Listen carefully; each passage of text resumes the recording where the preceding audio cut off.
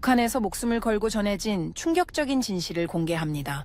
여러분의 구독과 좋아요가 침묵 속에 갇힌 수많은 우리 동포들에게 희망이 될 수 있습니다. 마카오 하늘 위에서 내 심장은 비행기 엔진보다 크게 뛰었습니다. 손목시계를 확인하자 우리의 탈출 시간이 다가오고 있었습니다. 옆자리 은정이의 떨리는 손을 꼭 잡았습니다. 괜찮아. 곧 자유로워질 거야. 그 순간만큼은 제 목소리가 흔들리지 않게 노력했지만 사실 저도 공포에 질려 있었습니다. 오늘 밤 이 비행을 마지막으로 우리는 다시는 북한으로 돌아가지 않을 테니까요. 하지만 탈북하는 순간 북한에 남겨진 가족들이 정치범 수용소로 끌려갈 것이 분명했습니다. 청진에 계신 부모님, 동생들 얼굴이 스쳐 지나갔습니다.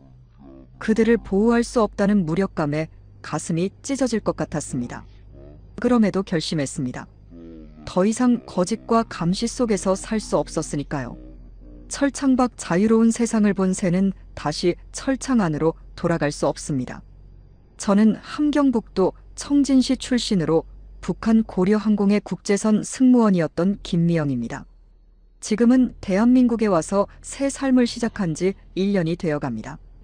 아직도 인천공항에 첫 발을 디딘 그 순간이 꿈만 같습니다. 우리 셋이 공항에 도착해 자동문이 스르륵 열리고 에스컬레이터가 움직이는 것을 보고 은정이가 언니 여기가 미래인가요? 라고 속삭이던 그 목소리가 지금도 귓가에 생생합니다. 북한에서 고려항공 승무원이 된다는 것은 많은 여성들의 꿈이었습니다. 특히 국제선을 타게 된다는 것은 평범한 북한 주민으로서는 상상도 할 수 없는 특권이었습니다. 저는 키 167cm, 몸무게 52kg로 고려항공의 승무원 선발 기준을 겨우 통과했습니다. 외모뿐만 아니라 출신 성분도 중요했죠. 저는 아버지가 청진제철소의 간부였고 외할아버지는 6.25 전쟁에 참전한 공로자였기에 토대가 좋은 편이었습니다. 승무원 선발 과정은 냉혹했습니다. 신체 검사에서는 팔다리의 길이까지 측정했고 피부의 작은 흉터도 탈락 사유가 될 수 있었습니다. 얼굴형, 미소, 걸음걸이까지 평가받았습니다. 하지만 그보다 더 중요한 것은 사상 검증이었습니다. 김일성 마이너스 김정일 주의에 대한 충성도, 가족 구성원들의 정치적 성향, 친척 중 탈북자가 있는지 여부까지 철저히 조사됐습니다. 저와 함께 탈북한 박은정과 한지연도 이런 까다로운 조건을 모두 통과한 사람들이었습니다. 은정이는 저보다 2살 어린 24으로 평양 출신이었습니다. 평양음악무용대학을 나온 재원이었죠. 키가 크고 날씬했으며 웃을 때 보조개가 매력적인 아이였습니다. 지연이는 27으로 저희 중 가장 나이가 많았고 평안남도 평성 출신이었습니다. 이미 5년차 승무원으로 러시아어를 할 줄 알아 저희의 멘토 같은 존재였습니다. 고려항공 승무원 훈련은 군대식이었습니다. 매일 아침 5시 기상, 김일성 마이너스 김정일 혁명사상 학습으로 하루를 시작했습니다. 그 후 비행 안전 마카오 하늘 위에서 내 심장은 비행기 엔진보다 크게 뛰었습니다. 손목시계를 확인하자 우리의 탈출 시간이 다가오고 있었습니다. 옆자리 은정이의 떨리는 손을 꼭 잡았습니다. 괜찮아. 곧 자유로워질 거야. 그 순간만큼은 제 목소리가 흔들리지 않게 노력했지만 사실 저도 공포에 질려 있었습니다. 오늘 밤 이 비행을 마지막으로 우리는 다시는 북한으로 돌아가지 않을 테니까요. 하지만 탈북하는 순간 북한에 남겨진 가족들이 정치범 수용소로 끌려갈 것이 분명했습니다. 청진에 계신 부모님, 동생들 얼굴이 스쳐 지나갔습니다. 그들을 보호할 수 없다는 무력감에 가슴이 찢어질 것 같았습니다. 그럼에도 결심했습니다. 더 이상 거짓과 감시 속에서 살 수 없었으니까요. 철창 밖 자유로운 세상을 본 새는 다시 철창 안으로 돌아갈 수 없습니다. 저는 함경북도 청진시 출신으로 북한 고려항공의 국제선 승무원이었던 김미영입니다. 지금은 대한민국에 와서 새 삶을 시작한 지 1년이 되어갑니다. 아직도 인천공항에 첫 발을 디딘 그 순간이 꿈만 같습니다. 우리 셋이 공항에 도착해 자동문이 스르륵 열리고 에스컬레이터가 움직이는 것을 보고 은정이가 "언니, 여기가 미래인가요?" 라고 속삭이던 그 목소리가 지금도 귓가에 생생합니다. 저는 함경북도 청진시 출신으로 북한 고려항공의 국제선 승무원이었던 김미영입니다. 지금은 대한민국에 와서 새 삶을 시작한 지 1년이 되어갑니다. 아직도 인천공항에 첫 발을 디딘 그 순간이 꿈만 같습니다. 우리 셋이 공항에 도착해 자동문이 스르륵 열리고 에스컬레이터가 움직이는 것을 보고 은정이가 "언니, 여기가 미래인가요?" 라고 속삭이던 그 목소리가 지금도 귓가에 생생합니다. 북한에서 고려항공 승무원이 된다는 것은 많은 여성들의 꿈이었습니다. 특히 국제선을 타게 된다는 것은 평범한 북한 주민으로서는 상상도 할 수 없는 특권이었습니다. 저는 키 167cm, 몸무게 52kg로 고려항공의 승무원 선발 기준을 겨우 통과했습니다. 외모뿐만 아니라 출신 성분도 중요했죠. 저는 아버지가 청진제철소의 간부였고 외할아버지는 6.25 전쟁에 참전한 공로자였기에 토대가 좋은 편이었습니다. 승무원 선발 과정은 냉혹했습니다. 신체 검사에서는 팔다리의 길이까지 측정했고 피부의 작은 흉터도 탈락 사유가 될 수 있었습니다. 얼굴형, 미소, 걸음걸이까지 평가받았습니다. 하지만 그보다 더 중요한 것은 사상 검증이었습니다. 김일성 마이너스 김정일 주의에 대한 충성도, 가족 구성원들의 정치적 성향, 친척 중 탈북자가 있는지 여부까지 철저히 조사됐습니다. 저와 함께 탈북한 박은정과 한지연도 이런 까다로운 조건을 모두 통과한 사람들이었습니다. 은정이는 저보다 2살 어린 24으로 평양 출신이었습니다. 평양음악무용대학을 나온 재원이었죠. 키가 크고 날씬했으며 웃을 때 보조개가 매력적인 아이였습니다. 지연이는 27으로 저희 중 가장 나이가 많았고 평안남도 평성 출신이었습니다. 이미 5년차 승무원으로 러시아어를 할 줄 알아 저희의 멘토 같은 존재였습니다. 고려항공 승무원 훈련은 군대식이었습니다. 매일 아침 5시 기상, 김일성 마이너스 김정일 혁명사상 학습으로 하루를 시작했습니다. 그 후 비행 안전교육, 서비스 예절, 외국어 교육이 이어졌습니다. 하지만 전문적인 항공 지식보다는 조선식 서비스와 체제 선전에 더 많은 시간을 할애했습니다. 저희는 매일 밤 10시까지 훈련을 받고 기숙사로 돌아갔습니다. 기숙사는 2인 1실이었지만 사생활이란 없었습니다. 방마다 감시 카메라는 없었지만 서로가 서로를 감시하는 체제였습니다. 누가 체제에 불만을 표시했는지, 누가 외국 문화에 관심을 보였는지 보고해야 했습니다. 저와 은정이는 같은 방을 쓰며 친해졌고 지연이는 옆방이었습니다. 고려항공의 실제 모습은 외부에 알려진 것과 많이 달랐습니다. 외국인들에게 보여주는 주체의 날개라는 이미지와 달리 내부는 노후된 장비와 부족한 자원으로 늘 어려움을 겪고 있었습니다. 국제선 비행기는 그나마 관리가 됐지만 국내선은 안전 문제가 심각했습니다. 부품이 부족해 다른 비행기에서 뺏어 쓰는 일이 흔했고 연료도 충분히 채우지 못해 가벼운 난가류만 있어도 모두가 불안에 떨었습니다. 승무원들은 두 부류로 나뉘었습니다. 국내선만 타는 승무원과 국제선을 타는 승무원이었죠. 국제선 승무원이 되기 위해서는 추가 검증이 필요했습니다. 가족 중 탈북자가 있거나 정치적으로 의심스러운 사람이 있으면 절대 허락되지 않았습니다. 저희 3명은 모두 까다로운 심사를 통과해 국제선을 탈 수 있는 특별한 위치에 있었습니다. 국제선 승무원의 특권은 분명했습니다. 외화로 받는 수당, 외국 도시를 방문할 기회, 그리고 일반 북한 주민들은 꿈도 꿀 수 없는 외국 상품을 접할 수 있는 기회였습니다. 하지만 그만큼 감시도 철저했습니다. 국제선 비행 시에는 항상 보위부 요원이 승무원으로 위장에 함께 탑승했고 해외 체류 시에는 생활총괄하는 상호비판 회의를 매일 해야 했습니다. 제 첫 국제선 비행은 중국 베이징행이었습니다. 출발 전 저희는 특별 교육을 받았습니다. 자본주의의 유혹에 넘어가지 말 것, 적대 세력의 간첩 활동에 주의할 것, 외국인과 불필요한 대화를 나누지 말 것 등이었습니다. 가장 중요한 것은 단독 행동 금지였습니다. 해외에서는 반드시 2명 이상이 함께 다녀야 했습니다. 베이징에 도착했을 때의 충격은 지금도 잊을 수 없습니다. 북한에서 중국은 형제국이라고 배웠지만 실제 베이징의 번화가를 보고 저는 말문이 막혔습니다. 높이 솟은 빌딩들, 넘쳐나는 상품들, 화려한 간판들. 베이징의 밤거리는 평양의 어둡고 적막한 거리와는 완전히 달랐습니다. 호텔방에서 처음 본 중국 TV는 또 다른 충격이었습니다. 북한에서는 오직 조선중앙TV만 볼 수 있었는데 중국에서는 수십 개의 채널이 있었고 영화, 드라마, 광고 등 다양한 프로그램이 방송되고 있었습니다. 당시 지연이가 이거 보다가 들키면 큰일 난다며 얼른 TV를 꺼버렸지만 그 짧은 순간이 제 머릿속에 계속 남았습니다. 러시아 블라디보스톡 비행도 비슷한 경험이었습니다.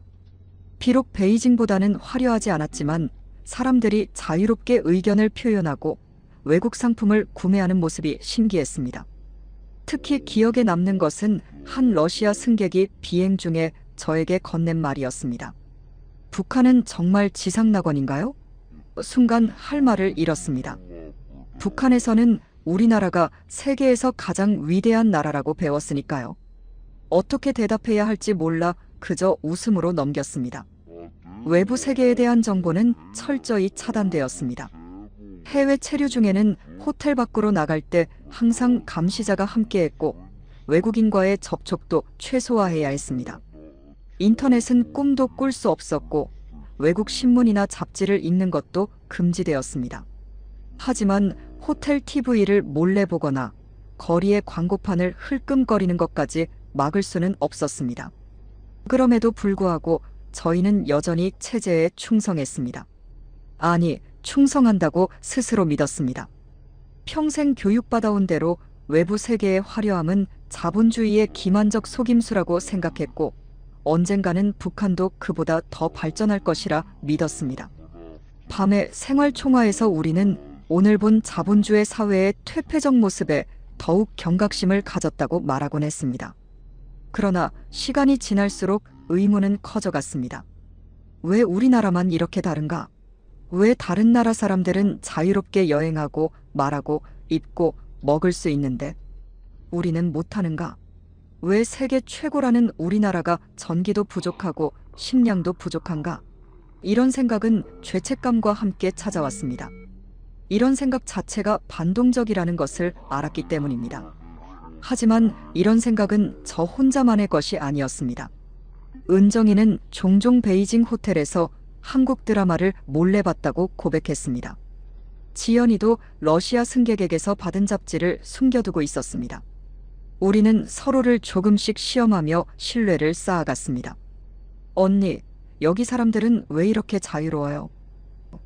우리가 배운 것과 실제가 다른 것 같아요. 같은 말들을 조심스럽게 나누기 시작했습니다. 위험한 대화였습니다. 누구 하나라도 보위부에 보고하면 끝이었으니까요. 하지만 우리 3명은 점점 더 솔직해졌습니다. 특히 마카오 비행 후에는 더욱 그랬습니다. 마카오의 화려한 카지노, 쇼핑몰, 24시간 불이 꺼지지 않는 거리. 그곳은 마치 다른 행성 같았습니다. 특히 마카오에서 우연히 만난 한국 관광객들을 보며 충격을 받았습니다. 그들은 우리와 같은 언어를 사용했지만 옷차림, 행동, 말투 모두가 달랐습니다. 그들의 자신감 넘치는 모습, 최신 스마트폰으로 사진을 찍는 모습, 자유롭게 웃고 떠드는 모습이 부러웠습니다. 남한에 대해 미제의 괴뢰, 굶주리는 나라라고 배웠는데 현실은 완전히 달랐습니다. 한 번은 호텔 복도에서 한국 관광객과 마주쳤는데 그분이 혹시 북한에서 오셨어요? 라고 물었습니다. 저는 당황해서 대답하지 못하고 도망치듯 자리를 피했지만 그 짧은 만남이 큰 의미로 다가왔습니다. 그들은 우리를 적대시하지 않았고 오히려 관심과 동정의 눈빛이었습니다. 마카오에서 돌아온 후 우리 셋은 처음으로 탈북이라는 단어를 입에 올렸습니다.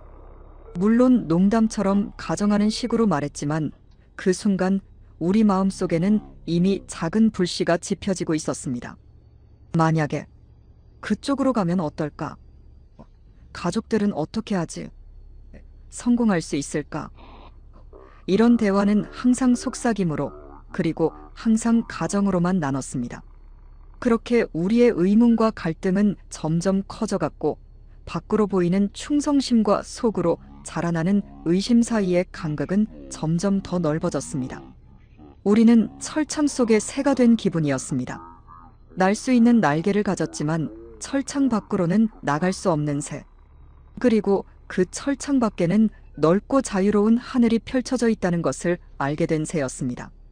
비행 횟수가 늘어날수록 외부 세계에 대한 저희의 인식은 조금씩 변해갔습니다. 베이징, 블라디보스톡, 마카오에 이어 상하이, 선양, 심양까지 비행 노선이 확장되면서 세상을 보는 눈도 덜버졌습니다. 처음에는 그저 신기하고 놀라웠던 외국의 풍경들이 이제는 질문으로 바뀌기 시작했습니다. 왜 그들은 저렇게 살 수 있는데 우리는 못할까? 특히 중국이 충격적이었습니다. 우리는 학교에서 중국은 사회주의 형제국가라고 배웠는데 실제 중국의 모습은 북한과 너무 달랐습니다. 사람들은 자유롭게 시장에서 물건을 사고 팔았고 외국 상품들이 넘쳐났으며 밤늦게까지 거리는 활기찼습니다. 반면 평양은 밤 10시가 되면 마치 유령 도시처럼 변했고 전기도 부족해 대부분의 건물은 어둠에 잠겼습니다.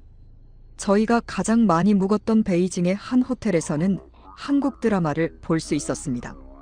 처음에는 감시자의 눈을 피해 몰래 채널을 돌리다 우연히 보게 되었는데 그 화려한 영상과 자유로운 분위기에 저희는 충격을 받았습니다.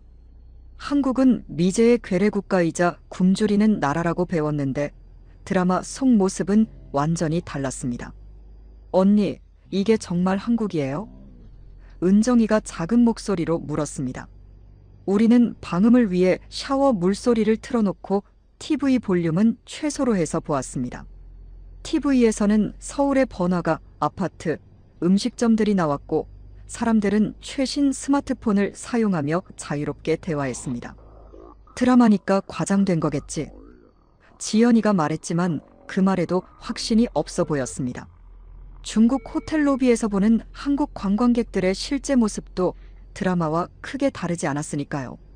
한 번은 상하이 비행해서 돌아오는 길에 지연이가 몰래 챙겨온 중국 잡지를 보여줬습니다.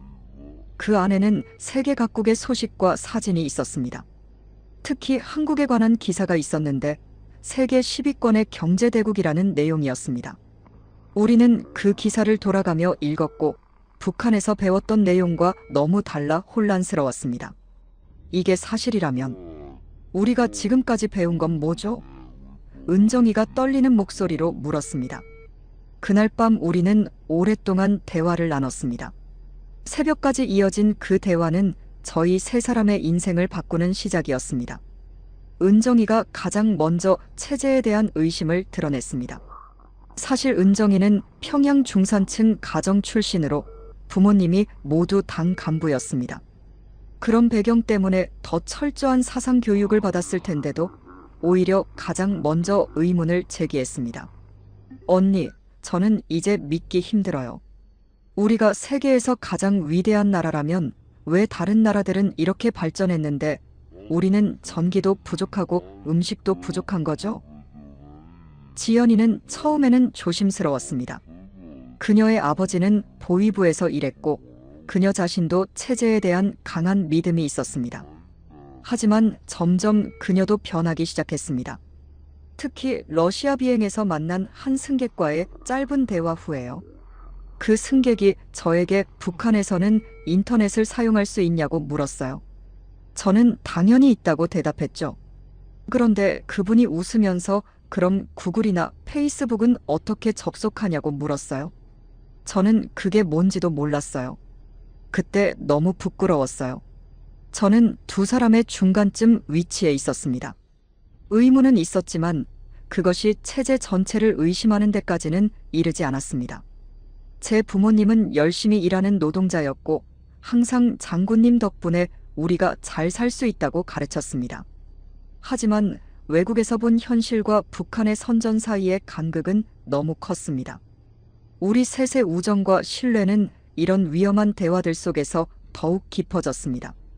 처음에는 조심스럽게 시작된 대화가 점점 더 솔직해졌습니다. 우리는 서로의 불만, 의문, 두려움을 나눴고 때로는 북한을 떠나는 상상도 했습니다. 만약 우리가 떠난다면 가족들은 어떻게 될까요? 지연이가 걱정스럽게 물었습니다. 그것이 가장 큰 문제였습니다. 북한에서는 누군가 탈북하면 그 가족 전체가 처벌받는 연좌제가 있었습니다. 정치범 수용소로 보내지거나 지방으로 추방되거나 최소한 직업과 지위를 잃게 됩니다. 우리 셋 모두 가족이 있었고 그들에게 해를 끼치고 싶지 않았습니다. 은정이의 부모님은 평양에서 특권층으로 살고 있었고 지연이의 아버지는 보위부 간부였으며 제 부모님은 청진에서 평범하게 살고 있었습니다. 모두 탈북으로 인해 큰 피해를 볼 사람들이었습니다. 하지만 이대로 살아야 하나요? 평생 거짓말 속에서? 은정이가 한 번은 울면서 말했습니다. 저는 진실을 알고 싶어요. 진짜 세상이 어떤지 알고 싶어요. 우리의 비밀 대화는 주로 해외 체류 중 호텔방에서 이루어졌습니다. 북한에서는 감시가 너무 심해 그런 대화를 나눌 수 없었기 때문입니다. 그리고 항상 주의했습니다. 다른 승무원이나 보위부 요원이 엿듣지 않는지, 누가 우리의 대화를 의심하지 않는지 조심했습니다. 특히 조심했던 것은 생활총화 시간이었습니다. 매일 저녁 우리는 모여서 서로의 사상을 검열하고 비판하는 시간을 가졌습니다. 여기서 누구든 은정이가 외국 물건에 관심을 많이 보인다 같은 사소한 지적만 해도 큰 문제가 될 수 있었습니다. 점점 우리는 겉과 속이 다른 이중생활을 하게 되었습니다.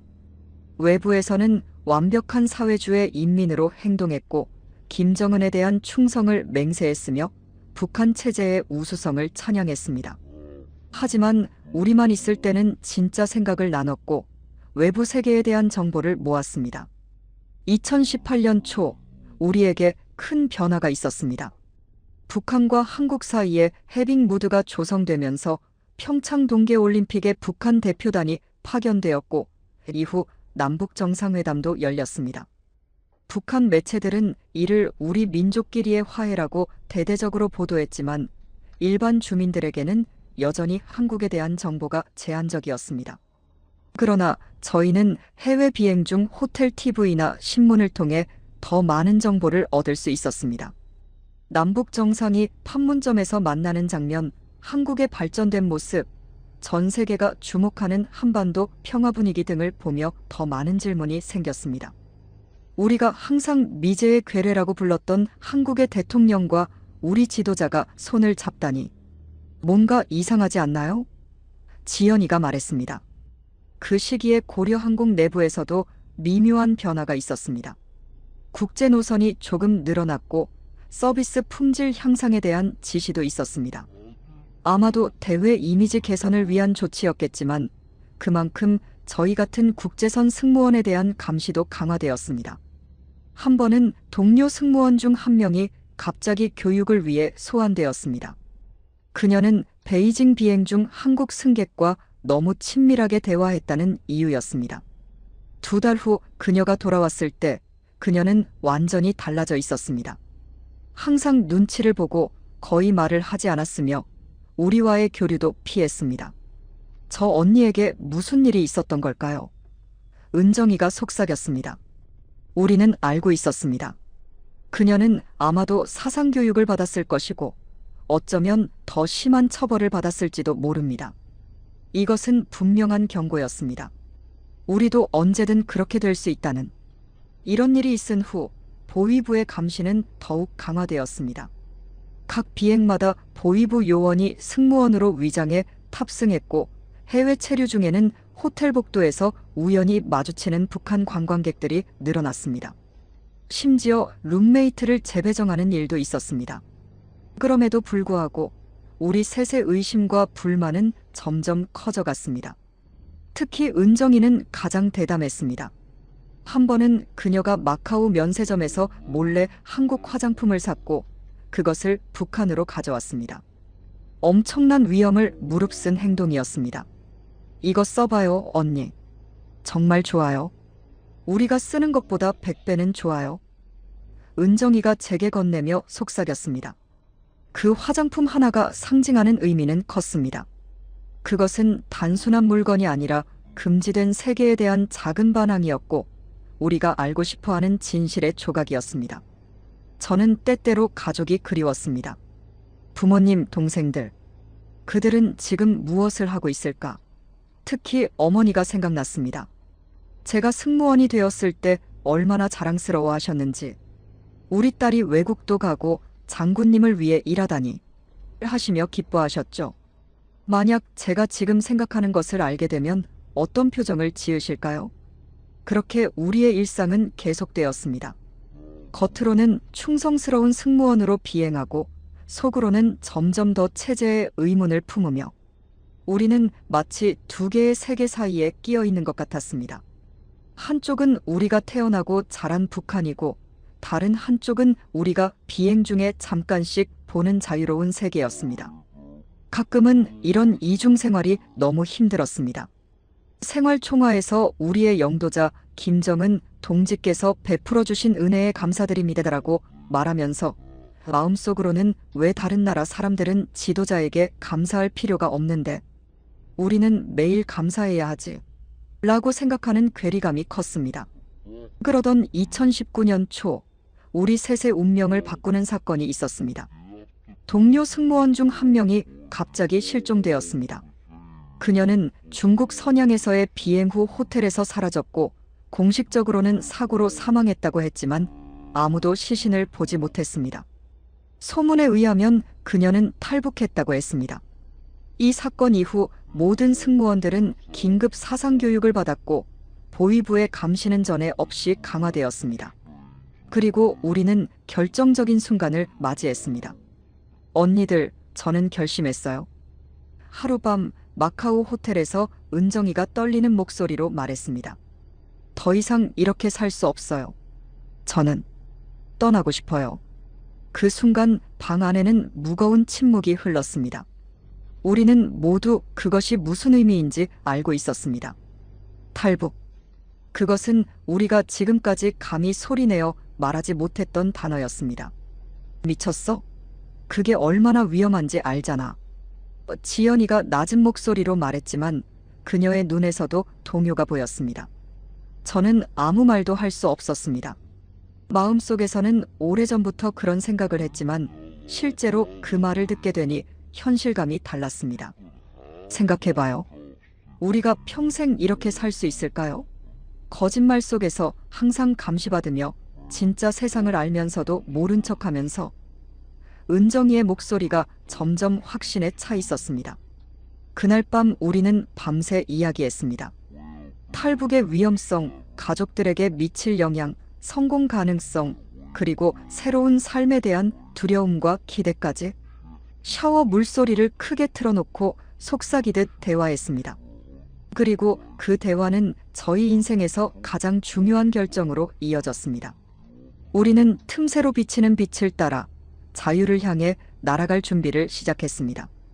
2019년 5월 우리의 결정을 굳히게 한 사건이 있었습니다. 고려항공 승무원 중 한 명인 수진 언니가 갑자기 교육을 위해 소환되었습니다. 수진 언니는 러시아 블라디보스톡 노선을 담당했는데 한 승객으로부터 받은 러시아 잡지를 숨겨두었다가 발각되었다는 소문이 돌았습니다. 한 달 후 수진 언니가 돌아왔을 때 우리는 충격을 받았습니다. 예전의 밝고 활기찬 모습은 온데간데 없이 수척해진 얼굴로 눈빛은 공허했습니다. 더 이상 우리와 눈을 마주치지도 않았고 항상 누가 감시하는 것처럼 행동했습니다.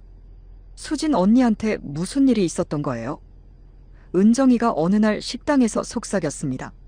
지연이가 고개를 저었습니다. 들리는 바로는 집중 사상교육을 받았대. 매일 12시간씩 자아 비판하고 밤에는 김일성 마이너스 김정일주의 학습. 잠도 제대로 못 잤다던데. 그것뿐일까요? 제가 물었습니다. 우리 모두 그보다 더 심한 일이 있었을 거라고 짐작했습니다. 북한에서 교육이란 종종 신체적 고통을 동반했으니까요. 이 사건은 우리에게 결정적인 경고였습니다. 우리도 언제든 수진 언니처럼 될 수 있었습니다.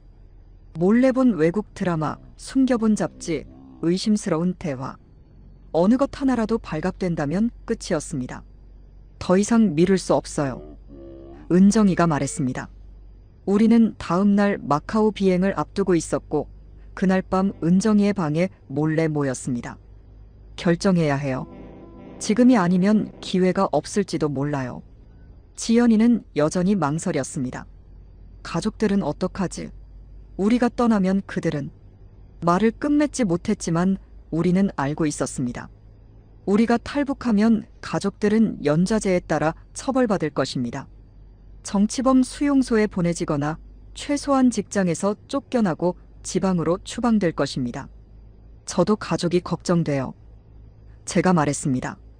하지만 이대로 계속 살면 우리는 평생 거짓말 속에서 살아야 해요. 그리고 언젠가는 수진 언니처럼 될지도 모르고요.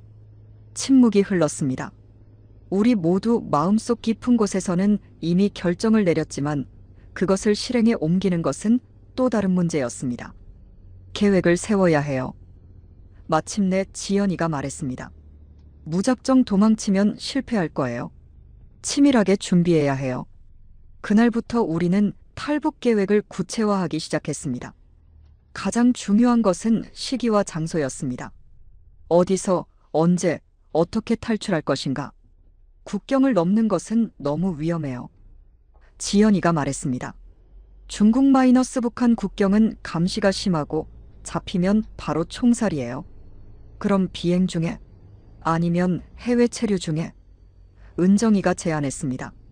비행 중은 불가능해요. 항상 보위부 요원이 함께 타고 승무원들끼리도 서로 감시하니까. 저는 말했습니다. 해외 체류 중이 유일한 기회예요. 우리는 노선을 검토했습니다. 베이징? 너무 감시가 심했습니다. 블라디보스톡? 러시아는 탈북자를 북한에 송환하는 경우가 많았습니다. 상하이? 중국 본토 역시 위험했습니다. 마카오가 좋을 것 같아요. 은정이가 말했습니다. 관광객이 많고 통제가 상대적으로 느슨해요. 그리고 홍콩도 가깝고. 우리는 동의했습니다. 다음 마카오 비행은 한 달 후였고 그때까지 준비를 마쳐야 했습니다. 준비 과정은 철저한 비밀 속에 이루어졌습니다. 우리는 평소와 다름없이 행동하면서 틈틈이 필요한 정보를 수집했습니다. 홍콩과 마카오 지도, 대한민국 영사관 위치, 탈북자 지원 단체 연락처 등을 조사했습니다. 가장 어려웠던 것은 돈을 모으는 일이었습니다. 탈북 후 숨어 지내려면 돈이 필요했지만 북한 원화는 해외에서 쓸모가 없었고 외화는 엄격하게 통제되었습니다. 우리는 해외 비행 때 받는 소액의 수당을 몰래 모으기 시작했습니다. 보통 이 돈은 국가에 헌납해야 했지만 일부를 숨겨두는 위험을 감수했습니다. 그리고 또 하나의 중요한 문제가 있었습니다. 우리의 계획을 도와줄 사람이 필요했습니다. 아무리 준비를 잘해도 외부의 도움 없이는 성공하기 어려웠습니다. 놀랍게도 그 도움은 예상치 못한 곳에서 왔습니다. 고려항공의 기장 중 한 명인 박 기장이었습니다. 그는 50대 중반의 베테랑 조종사로 외부적으로는 체제에 충성스러워 보였지만 실제로는 오랫동안 북한 체제에 회의를 품고 있었던 것이었습니다. 어느 날 마카오 비행 후 박 기장이 우연히 지연이와 저를 호텔 근처 카페에서 발견했습니다. 보통 승무원들은 외출 시 보위부 요원의 감시를 받았지만 그날은 특이하게 우리만 있었습니다. 여기서 뭐 하는 거요? 박 기장이 물었습니다. 우리는 긴장했지만 그의 다음 말에 충격을 받았습니다. 조심해야 해요. 이런 곳에서 둘이만 있으면 의심받을 수 있어요. 특히 요즘같이 감시가 심할 때는. 그의 어조에서 우리는 무언가를 느꼈습니다. 그것은 경고이면서도 동시에 일종의 공감이었습니다. 기장님, 지연이가 조심스럽게 말을 꺼냈습니다. 혹시 박 기장은 주위를 살피더니 낮은 목소리로 말했습니다. 난 알고 있어요.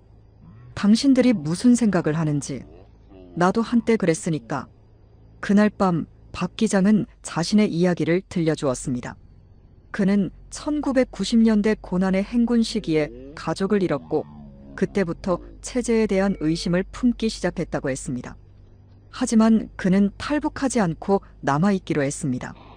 자신의 위치를 이용해 다른 사람들을 도울 수 있다고 생각했기 때문이었습니다. 내가 도울 수 있는 건 많지 않아요.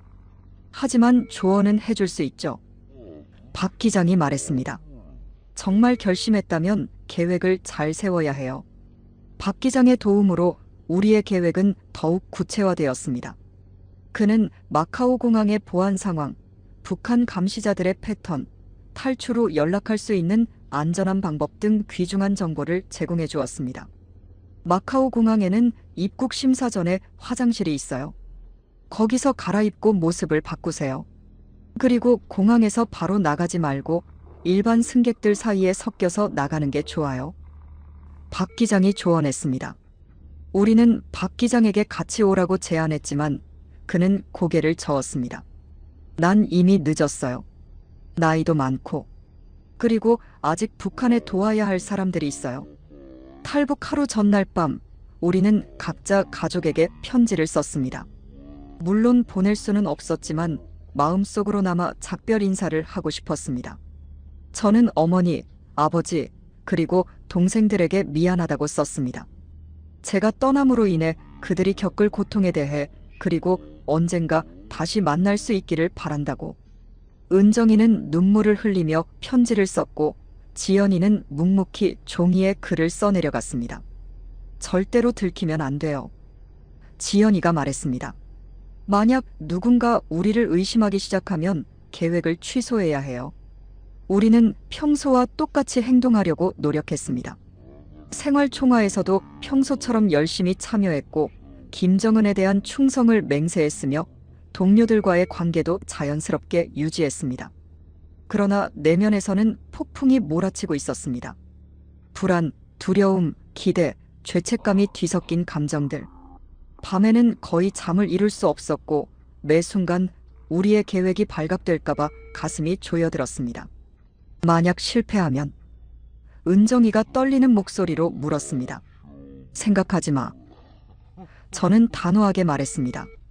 우리는 성공할 거야. 그러나 우리 모두 그 질문의 답을 알고 있었습니다. 실패하면 우리는 최악의 결과를 맞이할 것입니다. 정치범 수용소 혹은 더 나쁜 결과가 기다릴 것입니다. 탈북 전날 밤 우리는 마지막으로 모여 계획을 점검했습니다. 마카오 도착 후 공식 일정에 따라 호텔에 체크인하고 저녁 생활총화에 참석한 다음 밤중에 각자 방에서 빠져나와 비상계단으로 호텔을 빠져나가기로 했습니다. 박 기장이 알려준 위치에서 택시를 타고 사전에 연락해둔 조력자를 만나는 것이 계획이었습니다. 모든 걸 다시 한번 확인해요. 지연이가 말했습니다. 여권은 항상 몸에 지니고 있을 것, 필요한 돈도 항상 몸에 지니고, 그리고 약속된 시간에 정확히 만날 것. 만약 누군가 따라오는 것 같으면? 은정이가 물었습니다. 계획을 취소하고 다음 기회를 기다려요.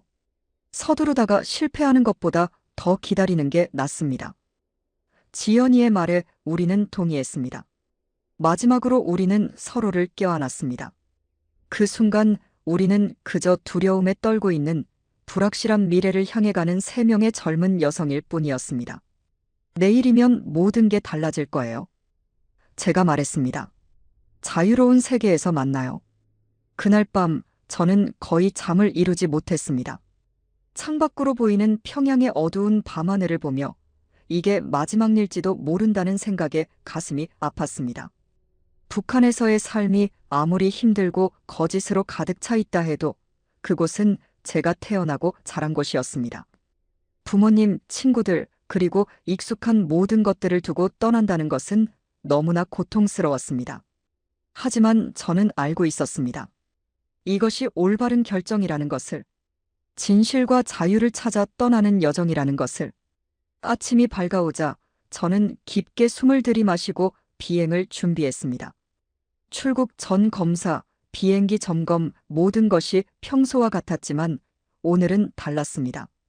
오늘은 우리가 새로운 삶을 향해 비행하는 날이었습니다. 비행 당일 아침, 저는 평소보다 일찍 일어났습니다. 창밖으로 보이는 평양의 모습을 마지막으로 기억에 담고 싶었습니다. 맑은 5월의 아침, 대동강 너머로 해가 떠오르고 있었습니다. 이 풍경을 다시 볼 수 있을까? 그런 생각을 하니 가슴이 아팠지만 결심은 확고했습니다. 고려항공 숙소에서 공항으로 향하는 버스 안에서 저희 셋은 평소처럼 행동하려 노력했습니다. 너무 조용하면 의심받을 수 있고 너무 들뜨는 것도 위험했습니다. 은정이는 가끔 긴장한 듯 손톱을 물어뜯었고 지연이는 평소보다 말수가 적었습니다. 저는 두 사람에게 눈짓으로 조심하라는 신호를 보냈습니다. 평양국제공항에 도착하자 보위부 간부 한 명이 우리를 기다리고 있었습니다. 계획에 없던 일이었습니다. 오늘 특별 보안 점검이 있습니다. 그가 차갑게 말했습니다. 모든 승무원 짐 검사를 철저히 하겠습니다. 순간 저희의 심장이 멈춘 듯 했습니다. 우리의 계획이 발각된 것일까? 아니면 단순한 일상 점검일까? 은정이의 얼굴이 창백해졌고 지연이는 무표정을 유지하려 애썼습니다. 김 부장님, 무슨 일 있습니까? 저희 비행 책임자인 최 팀장이 물었습니다. 특별한 건 없습니다. 상부 지시입니다. 최근 보안 강화 차원에서 불시 점검을 하고 있습니다. 우리는 줄을 서서 가방 검사를 받았습니다. 다행히 저희가 숨겨둔 것은 없었습니다. 필요한 돈, 연락처 등은 모두 몸에 지니고 있었고 가방에는 평소와 다를 바 없는 물건들만 넣었습니다. 그러나 은정이의 가방에서 한국 화장품 공병이 발견되었습니다. 마카오 면세점에서 산 것을 눈치채지 못하고 남겨둔 것이었습니다. 이게 뭐죠? 보위부 요원이 묻자 은정이의 얼굴이 백지장처럼 변했습니다. 그것은. 은정이가 말을 더듬었습니다. 지연이가 재빨리 나섰습니다. 제가 알고 있습니다. 지난번 비행에서 외국 승객이 버리고 간 것인데 용기가 예뻐서 미용품을 담아두려고 했습니다. 잘못된 행동이었습니다.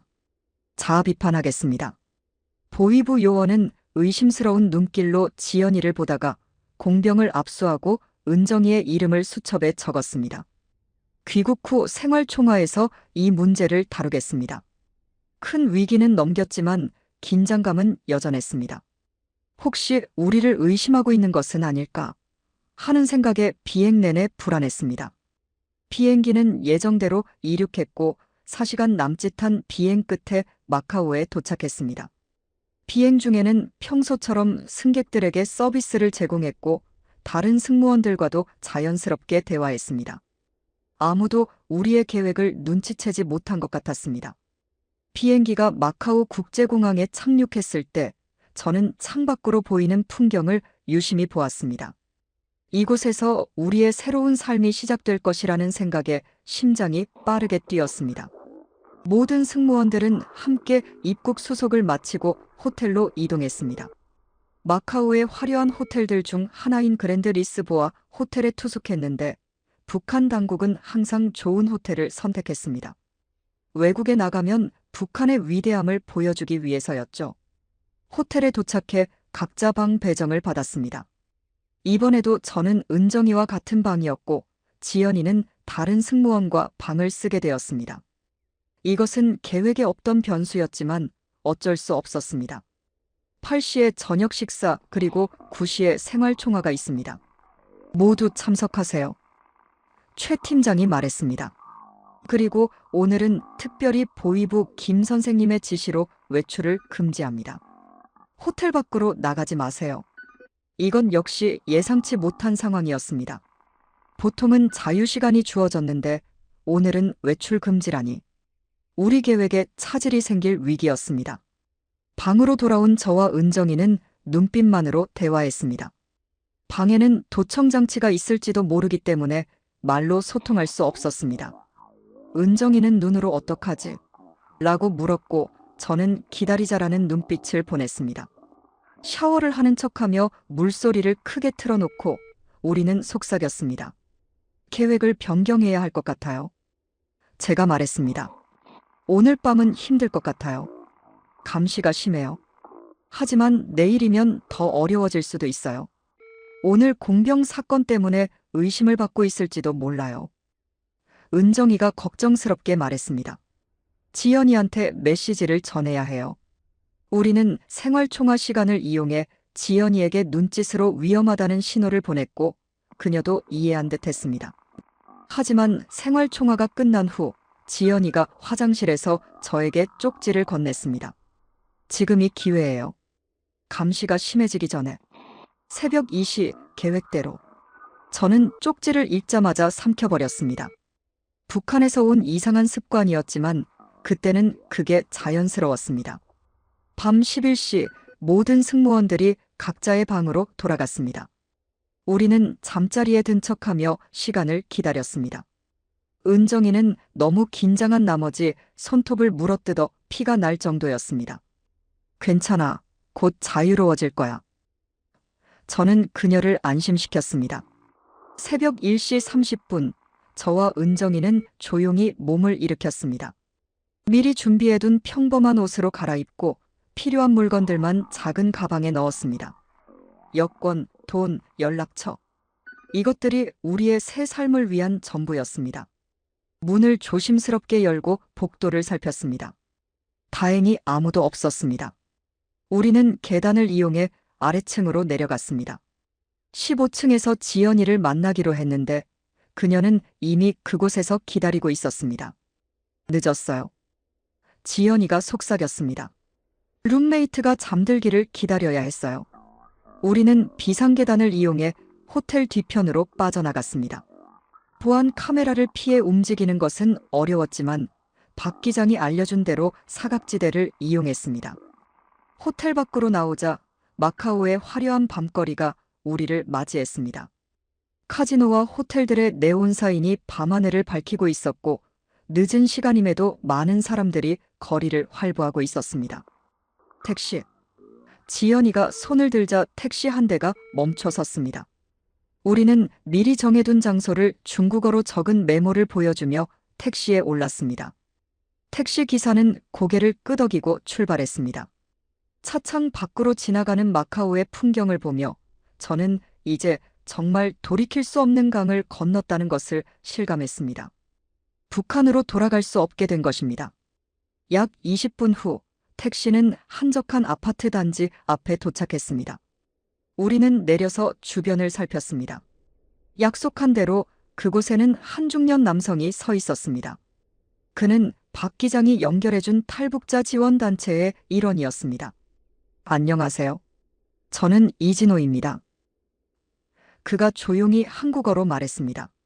안전한 곳으로 모시겠습니다. 우리는 그를 따라 아파트 한 곳으로 들어갔습니다. 그곳에는 이미 다른 탈북자 2명이 대기하고 있었습니다. 그들은 북마이너스 중 국경을 통해 탈북한 사람들로 마카오를 경유해 한국으로 가는 중이었습니다. 일단 여기서 휴식하세요. 내일 아침 일찍 움직일 겁니다. 이진호 씨가 말했습니다. 지금 북한 측에서는 당신들을 찾고 있을 겁니다. 그의 말이 맞았습니다. 새벽 4시경 이진호 씨의 전화가 울렸습니다. 그의 표정이 심각해졌습니다. 호텔에서 승무원 3명이 사라졌다는 소식이 경찰에 신고됐습니다. 지금 마카오 전역에서 수색 중입니다. 우리는 숨을 죽였습니다. 생각보다 빨리 우리의 실종이 발견된 것입니다. 계획을 앞당기겠습니다.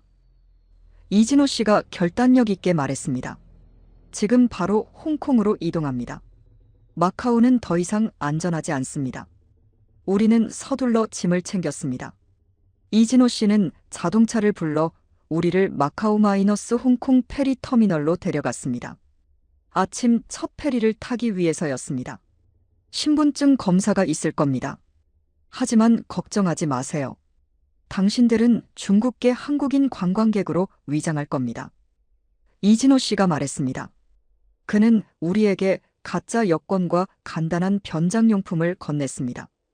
페리터미널은 이른 아침임에도 사람들로 붐볐습니다. 우리는 관광객들 사이에 섞여줄을 섰습니다. 신분증 검사대가 가까워질수록 심장은 더욱 빠르게 뛰었습니다. 저기 봐요. 은정이가 작은 목소리로 말했습니다. 북한 사람들이에요. 정말로 검사대 근처에 북한 보위부로 보이는 사람 2명이 서 있었습니다. 그들은 모든 승객들을 유심히 살피고 있었습니다. 고개를 숙이고 대화하는 척하세요. 이진호 씨가 지시했습니다. 웃으면서요. 우리는 그의 말대로 했습니다. 마치 즐거운 대화를 나누는 관광객처럼 행동하면서 천천히 줄을 따라 움직였습니다. 검사대에 도착했을 때 저는 손이 떨려 여권을 제대로 건네기 힘들 정도였습니다. 검사관은 여권을 보고 저를 잠깐 쳐다본 후 별다른 의심 없이 통과시켰습니다. 은정이와 지연이도 마찬가지로 무사히 통과했습니다. 우리는 보위부 요원들 바로 옆을 지나쳤고 그들은 우리를 알아보지 못했습니다. 페리에 올라 자리에 앉았을 때야 비로소 안도의 한숨을 쉴 수 있었습니다. 하지만 아직 안심하기에는 이른 시간이었습니다. 1시간 후면 홍콩에 도착합니다. 이진호 씨가 말했습니다. 그곳에서 다른 동료가 당신들을 맞이할 겁니다. 그리고 한국 영사관으로 갈 겁니다. 페리가 출발하고 마카오의 풍경이 점점 멀어져 갔습니다. 창밖으로 보이는 바다를 보며 저는 비로소 실감했습니다. 우리는 정말로 탈출에 성공한 것입니다. 아직 안전하다고 할 수는 없지만 적어도 첫 번째 관문은 통과한 것입니다. 후회하지 않아요? 지연이가 물었습니다. 가끔은요. 제가 정직하게 대답했습니다. 가족들 생각하면. 하지만 이게 옳은 선택이라고 믿어요. 언젠가는 다시 만날 수 있을 거예요. 은정이가 희망찬 목소리로 말했습니다. 통일이 되면. 우리는 잠시 침묵했습니다. 통일. 그것은 너무 멀게만 느껴지는 꿈이었습니다. 홍콩에 도착했을 때 약속대로 다른 안내자가 우리를 기다리고 있었습니다. 그는 우리를 안전한 은신처로 데려갔고 거기서 사흘을 보냈습니다. 그동안 한국 정부와 연락이 오갔고 우리의 신원이 확인되었습니다. 넷째 날 드디어 한국 영사관 관계자가 우리를 만나러 왔습니다. 그들은 우리의 상황을 확인하고 한국행 절차를 설명했습니다.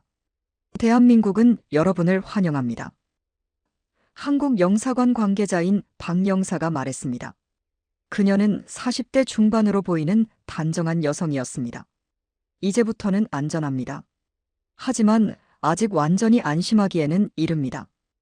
홍콩의 안전가옥에서 우리는 일주일을 더 머물렀습니다. 그곳은 아파트 단지 안에 있는 평범한 집이었지만 우리에게는 천국 같았습니다. 처음으로 감시의 눈을 의식하지 않고 자유롭게 말하고 행동할 수 있었기 때문입니다. 여러분의 신원과 탈북 동기가 확인되었습니다. 박 영사가 말했습니다. 이제 제3국을 거쳐 한국으로 갈 준비를 하겠습니다. 제3국이요? 직접 한국으로 가는 건 안 되나요? 은정이가 물었습니다. 안전상의 이유입니다. 북한 정부는 여러분이 탈북했다는 사실을 이미 알고 있고 특히 고려항공 승무원의 탈북은 그들에게 큰 타격입니다. 추적의 가능성이 있어요. 우리는 이해했습니다. 몇 해 전에도 해외에 파견된 북한 외교관이 탈북했다가 제3국에서 행방불명된 사건이 있었습니다. 북한 정권은 탈북한 고위층을 끝까지 추적한다는 것을 알고 있었습니다. 제3국으로 선택된 곳은 태국이었습니다.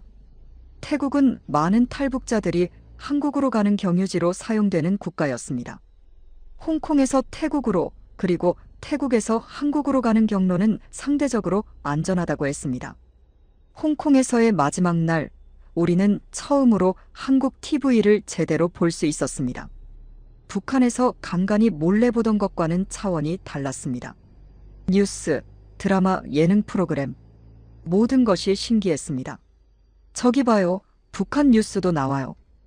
지연이가 가리킨 화면에는 북한의 미사일 발사 소식이 나오고 있었습니다. 이렇게 자유롭게 북한 소식을 보도하다니. 북한에서는 모든 뉴스가 철저히 통제되었습니다.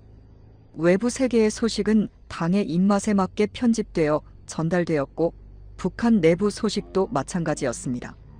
실패나 부정적인 일은 절대 보도되지 않았습니다. 우리가 사라진 것도 뉴스가 났을까요? 은정이가 물었습니다. 아마 없을 겁니다. 지연이가 대답했습니다. 북한에서는 탈북 소식을 절대 보도하지 않아요. 그런 일이 아예 없는 것처럼 취급하죠. 사실 이것이 우리에게는 다행이었습니다. 가족들이 우리의 탈북 소식을 TV를 통해 접하지는 않을 테니까요. 물론 보위부를 통해 알게 되겠지만 적어도 공개적인 망신은 면할 수 있을 것입니다. 태국으로 향하는 비행기 안에서 저는 창밖을 내다보며 생각에 잠겼습니다. 고려항공 승무원으로서 수십 번 하늘을 날았지만 승객으로서 비행기를 타는 것은 처음이었습니다. 더 이상 제복을 입고 서비스를 제공하는 사람이 아니라 그저 평범한 승객 중 한 명이었습니다. 이상하네요. 제가 중얼거렸습니다. 이렇게 편하게 앉아 있으니. 저도요. 지연이가 웃었습니다. 매번 서서 음료를 나르던 생각이 나요. 은정이는 조용히 창밖을 바라보고 있었습니다. 그녀는 3명 중 가장 감성적이었고 가족에 대한 그리움도 가장 많이 표현했습니다. 괜찮아? 제가 그녀의 손을 잡았습니다. 네. 그냥 생각하고 있었어요. 부모님이 지금쯤 어떻게 계실까? 그리고 제가 없어진 후에 무슨 일이 있었을까? 우리는 모두 그런 생각을 하고 있었습니다. 북한에 두고 온 가족들. 그들은 지금 어떤 상황에 처해 있을까? 연좌제로 인해 얼마나 고통받고 있을까? 그 생각을 하면 가슴이 무너져 내렸습니다. 태국 방콕에 도착한 우리는 한국 대사관으로 안내되었습니다. 그곳에서 우리는 또 다른 탈북자들과 만났습니다. 중국 마이너스 태국 국경을 통해 온 사람들, 러시아에서 온 노동자들, 심지어 아프리카 국가에서 파견되었다가 탈북한 의사도 있었습니다. 모두가 자유를 찾아 목숨을 건 여정을 한 사람들이었습니다. 대사관에서의 시간은 주로 인터뷰와 신문으로 채워졌습니다. 우리의 신원, 북한에서의 지위, 탈북 동기, 알고 있는 정보 등을 상세히 물었습니다. 특히 고려항공 내부 정보, 북한 항공 체계, 해외 파견 과정 등에 대해 많은 질문을 받았습니다. 처음에는 이런 신문이 불편했습니다. 여전히 북한에서의 습관대로 조심스럽게 대답하고 정보를 숨기려는 경향이 있었기 때문입니다. 하지만 점차 이것이 우리의 안전과 한국 정착을 위한 필요한 과정임을 이해하게 되었습니다. 여러분의 정보는 매우 중요합니다. 국정원 직원으로 보이는 한 남성이 말했습니다. 특히 고려항공의 운영 체계와 해외 연결망은 처음 듣는 내용이 많습니다. 우리는 알고 있는 모든 것을 이야기했습니다. 비행 노선, 보안 절차, 승무원 선발 과정, 감시 체계, 그리고 우리가 경험한 모든 것들. 이것이 북한의 실상을 알리고 또 다른 탈북민들을 돕는데 도움이 될 수 있다면 기꺼이 협조할 의향이 있었습니다. 방콕에서의 한 달은 빠르게 지나갔습니다. 그동안 우리는 한국 입국을 위한 모든 절차를 마쳤고 마침내 인천행 비행기 표를 받았습니다. 내일이면 진짜 한국 땅을 밟게 되는군요. 지연이가 감격스러운 표정으로 말했습니다. 아직도 믿기지 않아요. 꿈인지 현실인지. 은정이도 동의했습니다. 비행기 표를 손에 쥐고 있으니 모든 것이 더욱 실감났습니다. 우리는 정말로 새로운 삶을 시작하게 된 것입니다. 인천행 비행기 안에서 우리는 너무 긴장한 나머지 거의 말을 하지 않았습니다. 창밖으로 보이는 구름을 바라보며 저는 지금까지의 여정을 돌이켜보았습니다. 북한에서의 의심의 시작, 탈북 결심, 위험한 탈출, 그리고 이제 새로운 시작. 여러분, 곧 인천국제공항에 도착합니다. 착륙 준비를 해주시기 바랍니다. 기장의 안내방송을 들으며 우리 3사람은 서로의 손을 꼭 잡았습니다. 이제 더 이상 혼자가 아니라는 무언의 약속이었습니다. 비행기가 착륙하고 우리는 다른 승객들과 함께 입국 심사를 위해 줄을 섰습니다. 하지만 우리는 일반 승객들과 달리 별도의 통로로 안내되었습니다. 국정원 직원들이 우리를 기다리고 있었습니다. 안녕하세요, 여러분. 대한민국에 오신 것을 환영합니다. 한 여성 직원이 따뜻하게 인사했습니다. 이제 안전합니다. 우리는 VIP 통로를 통해 공항을 빠져나왔습니다. 그 과정에서 잠깐 공항 로비를 지나치게 되었는데 그곳에서 본 광경은 평생 잊지 못할 것입니다. 거대한 유리창과 천장, 자동문, 에스컬레이터, 전광판, 모든 것이 첨단 기술로 가득 차 있었습니다. 사람들은 각자의 스마트폰을 들여다보며 걸어다니고 키오스크에서 자동으로 체크인을 하고 로봇 안내원이 길을 알려주고 있었습니다.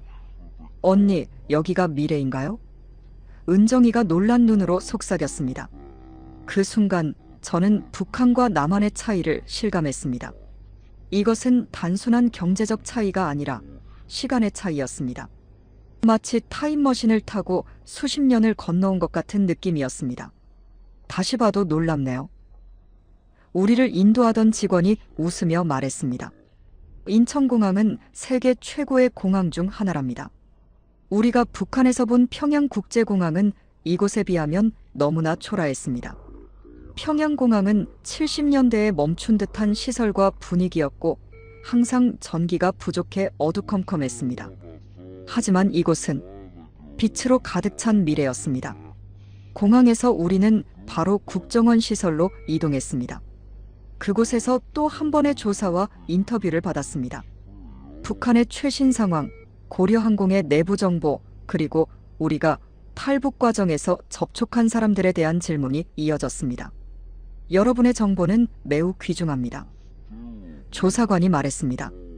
특히 고려항공의 해외 노선과 운영 방식은 처음 듣는 상세한 내용이에요. 조사는 일주일 동안 계속되었습니다. 그동안 우리는 국정원이 제공한 숙소에서 지냈습니다.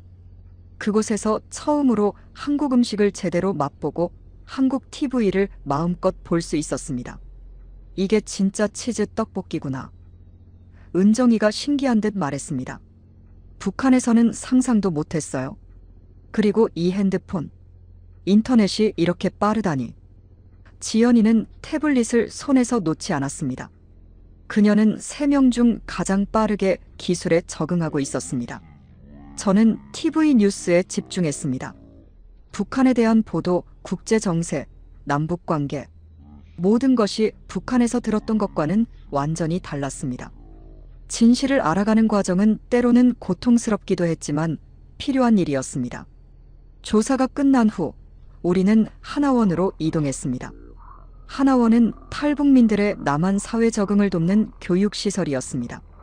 그곳에서 우리는 남한의 법과 제도, 경제 시스템, 생활 방식 등을 배우게 될 것이었습니다.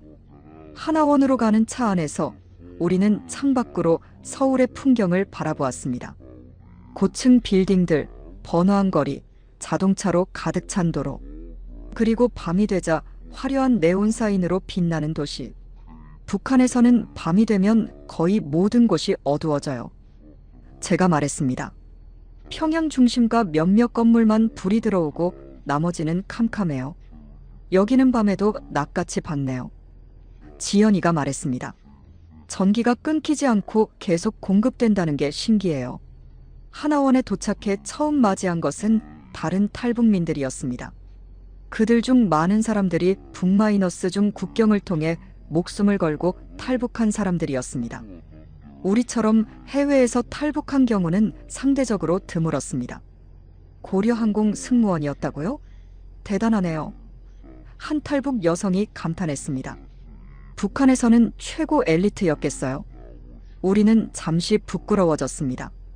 북한에서 우리는 특권층이었습니다. 좋은 음식을 먹고 좋은 옷을 입고 해외여행까지 할 수 있었으니까요. 반면 대부분의 탈북민들은 굶주림과 가난 때문에 목숨을 걸고 탈북한 사람들이었습니다. 우리도 결국은 같은 이유로 왔어요. 지연이가 말했습니다. 자유를 찾아서. 하나원에서의 첫날, 우리는 남한 사회에 대한 기본 교육을 받았습니다. 민주주의 제도, 자본주의 경제, 선거 시스템, 기본적인 법률 지식 등 북한에서 제국주의의 썩은 체제라고 배웠던 것과는 너무나 달랐습니다. 남한은 자유민주주의 국가로 국민이 직접 대통령과 국회의원을 선출합니다.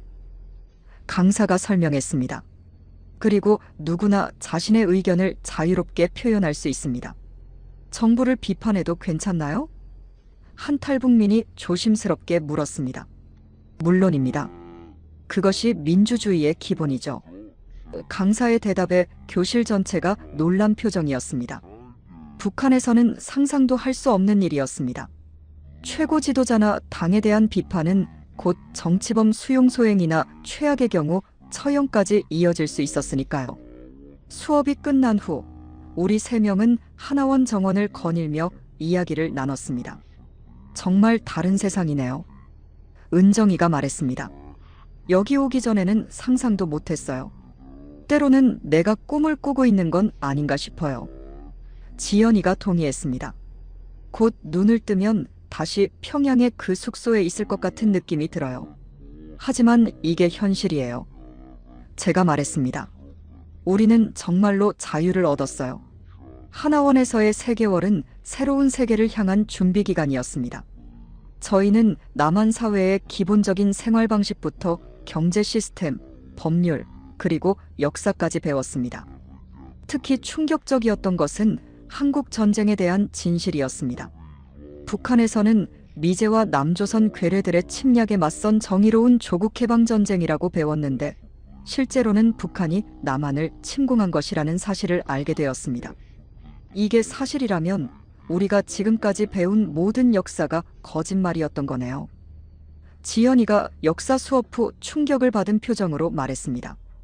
은정이는 더 심각했습니다. 저는 할아버지가 전쟁 영웅이라고 자랑스러워했어요. 그런데 이제는 무엇을 믿어야 할지 모르겠어요. 이런 혼란은 저희만의 것이 아니었습니다. 하나원의 모든 탈북민들이 비슷한 정체성 혼란을 겪고 있었습니다. 평생 믿어온 것이 거짓으로 밝혀지는 충격은 쉽게 극복할 수 있는 것이 아니었습니다. 적응하는 데 시간이 필요해요. 하나원의 심리상담사가 말했습니다. 여러분이 겪는 것은 일종의 문화적 트라우마입니다. 이것을 인정하고 천천히 새로운 현실을 받아들이는 것이 중요합니다. 하나원에서 가장 유용했던 것은 실용적인 생활 교육이었습니다. ATM 사용법, 지하철 타는 법, 스마트폰 사용법, 인터넷 뱅킹 등 남한 사회에서 기본적인 일상을 살아가는 데 필요한 것들을 배웠습니다. 이게 정말 어려워요. 은정이가 ATM 실습 중에 좌절한 표정으로 말했습니다. 북한에서는 현금만 사용했는데 천천히 해봐요. 저는 그녀를 격려했습니다. 우리 모두 처음에는 어려워요. 지연이는 3명 중 가장 빠르게 적응했습니다. 특히 기술적인 부분에서 그녀는 놀라운 능력을 보여주었습니다. 스마트폰, 컴퓨터, 인터넷 사용법을 가장 먼저 익혔고 다른 탈북민들을 도와주기도 했습니다. 언니는 정말 대단해요. 제가 감탄했습니다. 어떻게 그렇게 빨리 배우는 거예요? 사실 북한에 있을 때 러시아 비행 때마다 호텔에서 컴퓨터를 몰래 봤어요. 지연이가 조용히 고백했습니다. 그때는 그냥 호기심이었는데 지금 보니 도움이 되네요. 하나원 생활 중 가장 힘든 것은 북에 남겨진 가족들에 대한 걱정이었습니다. 특히 저는 청진에 계신 부모님과 2 동생이 생각날 때마다 가슴이 아팠습니다. 그들은 지금 어떻게 지내고 있을까? 제가 탈북한 후 어떤 처벌을 받았을까? 살아계실까? 어느 날 밤 은정이가 울음소리를 내며 깨어났습니다. 꿈에서 그녀의 어머니가 나타났다고 했습니다. 엄마가 괜찮다고 말해주셨어요. 은정이가 눈물을 흘리며 말했습니다. 하지만 엄마 표정이 너무 슬퍼 보였어요. 우리는 그날 밤 함께 울었습니다. 자유를 얻은 대가로 가족을 잃은 슬픔이 북받쳐 올랐습니다. 하지만 동시에 우리는 서로에게 의지하며 강해졌습니다. 3명이 함께 있다는 것은 큰 위로였습니다. 하나원 생활이 끝나갈 무렵 우리는 진로에 대해 진지하게 고민하기 시작했습니다. 남한 사회에서 어떤 일을 하며 살아갈 것인가? 저는 여전히 항공 쪽에서 일하고 싶어요. 지연이가 말했습니다. 비행기를 너무 사랑하니까요. 저도요. 제가 동의했습니다. 하지만 승무원으로 다시 일할 수 있을까요? 하나원의 취업 상담사는 현실적인 조언을 해주었습니다. 항공사에 바로 취업하기는 어려울 수 있어요. 남한의 항공 승무원 경쟁률은 매우 높고 영어 능력도 중요합니다. 하지만 공항 관련 직종이나 관광 분야는 가능성이 있습니다. 특히 여러분의 경험은 북한 관광 상품 개발에 큰 도움이 될 수 있어요. 은정이는 다른 꿈을 키우고 있었습니다. 저는 패션에 관심이 많아요. 북한에서는 상상도 못했지만 여기서는 패션 디자인을 배우고 싶어요. 하나원 졸업을 앞두고 우리는 거주지를 선택해야 했습니다. 정부에서는 임대주택을 제공해 주었지만 어디서 살 것인지는 우리가 결정해야 했습니다. 서울이 좋을 것 같아요. 지연이가 제안했습니다. 취업 기회도 많고 교통도 편리하니까요. 하지만 서울은 너무 비싸고 복잡해요. 은정이가 걱정했습니다. 처음부터 그런 곳에서 적응할 수 있을까요? 결국 우리는 서울 외곽의 고양시에 함께 살기로 했습니다. 서울과 가깝지만 상대적으로 조용한 환경이었고 무엇보다 3명이 함께 있을 수 있었습니다. 2020년 3월 드디어 하나원을 졸업하고 실제 남한 사회로 나가는 날이 왔습니다. 정부에서 지급한 정착금과 임대주택 키를 받으며 우리는 새로운 시작에 대한 기대와 두려움을 동시에 느꼈습니다. 이제 진짜 시작이네요. 지연이가 말했습니다. 고양시의 아파트는 작지만 깨끗했습니다. 방 3개의 거실, 주방, 화장실이 있는 평범한 집이었지만 우리에게는 천국 같았습니다. 무엇보다 감시 카메라나 도청 장치에 걱정 없이 자유롭게 말하고 행동할 수 있다는 것이 가장 큰 행복이었습니다. 여기가 우리 집이라니 믿기지 않아요. 은정이가 감격스러운 표정으로 말했습니다. 내 방이 있다는 게 신기해요. 북한에서는 개인 공간이라는 개념이 거의 없었습니다. 기숙사에서는 항상 누군가와 함께 지내야 했고 심지어 가정에서도 가족 모두가 한 방에서 자는 경우가 많았습니다. 남한 생활 초기에는 많은 어려움이 있었습니다. 은행 계좌 개설, 휴대폰 계약, 대중교통 이용 등 일상적인 일들도 때로는 큰 도전이었습니다. 특히 사투리 없는 표준 서울말을 하려고 노력했지만 종종 북한 억양이 드러나 곤란한 상황도 있었습니다. 오늘 마트에서 점원이 제 말투를 듣고 이상한 눈으로 쳐다봤어요. 은정이가 어느 날 속상해하며 말했습니다. 아마 제가 북한에서 왔다는 걸 알아챈 것 같아요. 숨길 필요 없어요. 지연이가 단호하게 말했습니다. 우리가 누구인지, 어디서 왔는지 부끄러워할 이유가 없어요. 하지만 현실은 그렇게 단순하지 않았습니다. 남한 사회에는 여전히 북한 이탈 주민에 대한 편견이 존재했고 때로는 차별을 경험하기도 했습니다. 취업 면접에서 북한 출신임을 밝히면 분위기가 달라지는 경우도 있었습니다. 저는 인천공항 면세점에 지원했다가 면접에서 탈락했습니다. 공식적인 이유는 경험 부족이었지만 면접관의 표정에서 제가 북한 출신이라는 사실이 영향을 미쳤음을 느낄 수 있었습니다. 너무 실망하지 마세요. 담당 사회복지사가 위로해 주었습니다. 많은 탈북민들이 처음에는 어려움을 겪지만 시간이 지나면 좋아질 거예요. 그녀의 말대로 시간이 지나면서 상황은 조금씩 나아졌습니다. 은정이는 패션 학원에 등록했고 지연이는 관광통역 가이드 교육 과정을 시작했습니다. 저는 결국 김포공항 근처의 여행사에 취직했습니다. 북한 관광 상품을 개발하는 작은 회사였지만 제 경험이 가치 있게 여겨지는 곳이었습니다. 생활이 안정되면서 우리는 남한 사회의 여러 측면을 경험하게 되었습니다. 영화관, 쇼핑몰, 놀이공원, 콘서트. 북한에서는 상상도 못했던 문화생활을 즐겼습니다. 처음으로 롯데월드에 갔을 때 은정이는 마치 어린아이처럼 환호성을 질렀습니다. 이런 곳이 있다니. 평양의 개선문 놀이공원과는 비교도 안 돼요. 하지만 남한 생활의 모든 면이 긍정적인 것은 아니었습니다. 빠른 생활 속도, 치열한 경쟁, 물질주의,